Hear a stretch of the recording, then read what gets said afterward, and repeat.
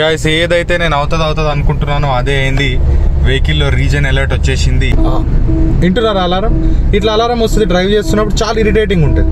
Over the past couple of months Thar Roxx అనేది నాది only సిటీలో నడిచింది అనమాట వెహికల్. 2 months నుంచి ఎవ్రీడే 5 kilometers తిరుగుతుంది, కానీ బిలో 2000 RPM ఫస్ట్ సెకండ్ గేర్లో లొకేషన్కి వెళ్ళడం, మళ్ళీ లొకేషన్ నుంచి రావడం, ఇదే పని జరిగింది వెహికల్లో. దానివల్ల ఇప్పుడు DPF క్లాగ్ అయిపోయి ఇంజన్ రీజన్ అని చెప్పేసి మనకి ఇష్యూ వస్తుంది. గైస్ మీరు చూసుకోవచ్చు, రీజన్ లోగో పోయింది, ప్లస్ వెహికల్ కూడా సెట్ రైట్ అయిపోయింది. All it took is manual మోడ్లో పెట్టి థర్డ్ గేర్లో కొద్దిగా 3000 RPM ఒక 80 స్పీడ్ అట్లా మెయింటైన్ చేసి ఎక్కువసేపు కూడా కాలేదు, మేబీ ఒక 5 minutes అంతే మెయిన్ రోడ్ మీద నేను నడుపుకుంటా. జస్ట్ మెయిన్ రోడ్కి మళ్ళీ లోపలికి వెళ్ళిపోయినా, కొద్దిగా ఏంటంటే రెవ్స్ హై మెయింటైన్ చేసిన అంతే. Keep it in higher RPM.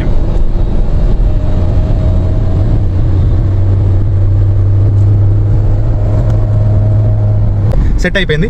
మీకు కూడా ఎనీ BS6 డీజిల్ వెహికల్ ఉంటే మాత్రం ఖచ్చితంగా at least once a week put it in manual mode, or if you have a manual get it on the highway, revert చేయండి vehicle, let the engine perform at the higher RPM. అప్పుడే మీకు DPF issues అనేవి రాకుండా ఉంటాయి. Plus కొన్ని కేసెస్లో మా friends వెహికల్స్లో నేను చూసింది ఏంటంటే DPF క్రిస్టలైజ్ కూడా అయిపోతుంది if you are not using the vehicle much.